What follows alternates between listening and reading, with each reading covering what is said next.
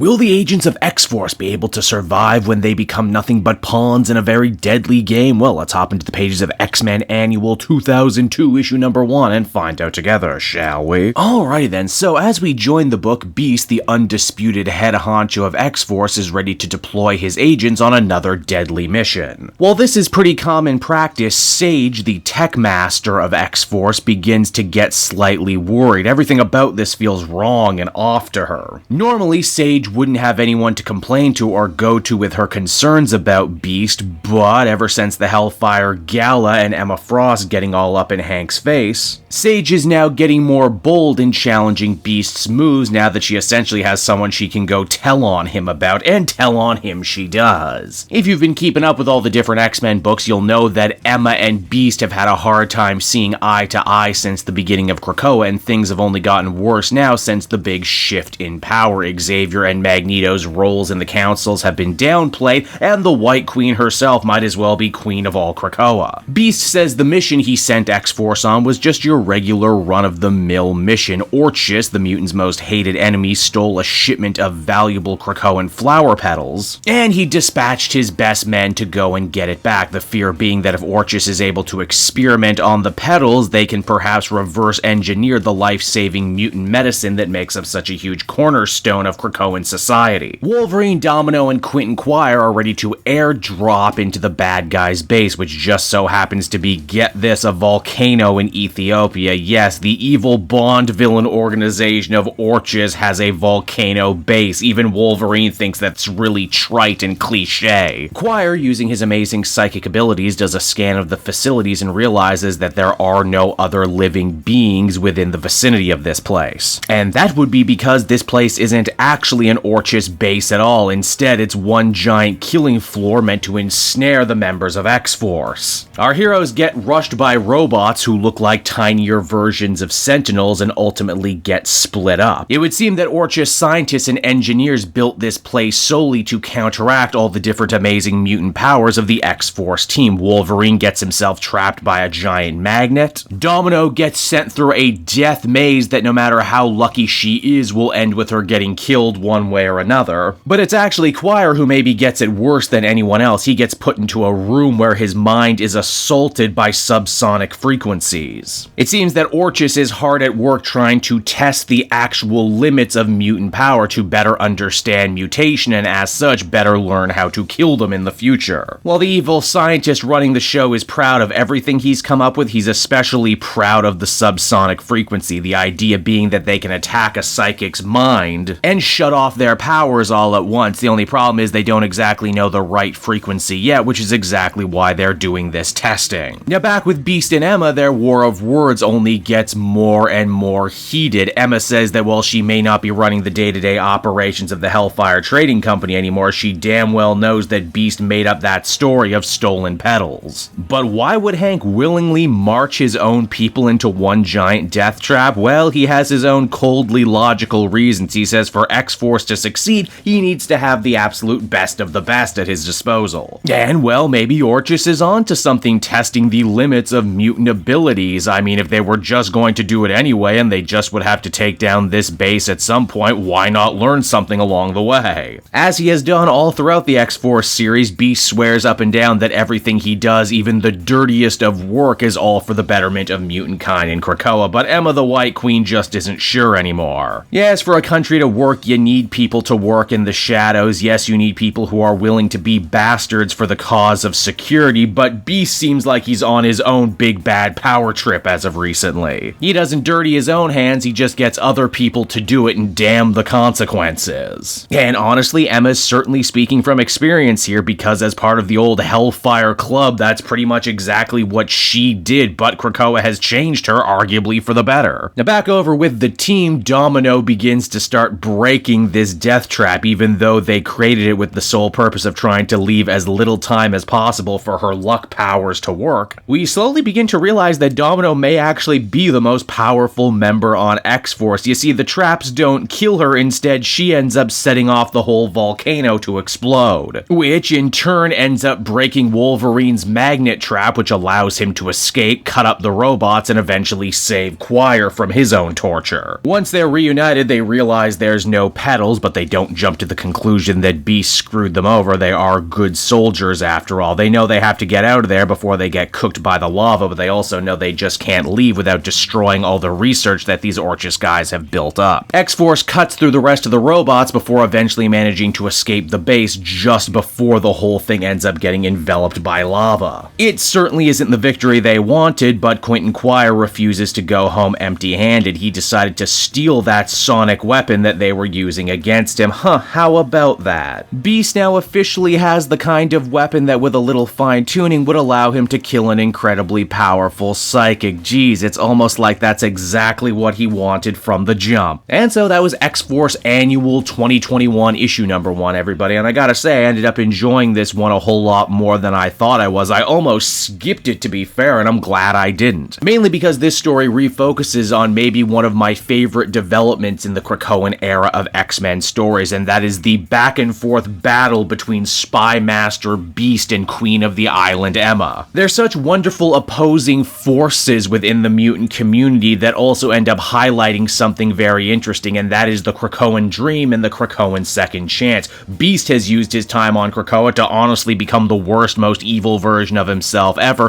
where Emma, a villain, has actually gone the other way completely and become arguably one of the most likable, heroic, and self-sacrificing members of Krakoan society, even managing to go against people like Xavier and Professor X when they do wrong. And this issue would seek to imply that they are going to go on a collision course sooner rather than later, and only one is probably going to be left standing when it's all said and done, and personally, I can't wait for that. Overall, I'd give this one a much-deserved 8.5 out of 10. Hey there everyone, Cape Joel again, and I want to thank you so much for watching to the end of the video. As always, if you liked what you see, be sure to like, subscribe, comment. It really helps drive engagement and helps me out too. Also, if you are a patron, which you can become for as little as $1 a month, you will get exclusive content that no one else can ever see, and you'll get to see the Comic Multiverse podcast before anyone else too. You can check out all this and more down in the description. And until next time everyone, this has been Cape Joel, and I'll see you all next time. Cheers.